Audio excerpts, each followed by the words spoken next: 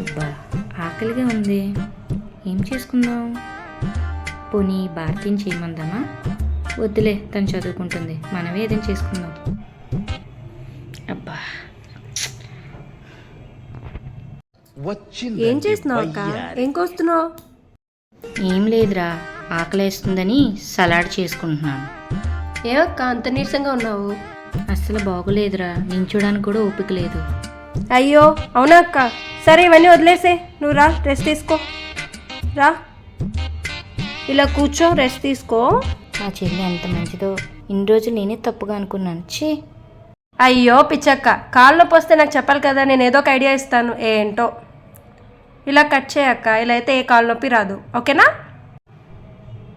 ఇదేదో నాకు చేసి పెడతాది అనుకుంటే ఇది చేయి అలా చేయి అని చెప్తుంది.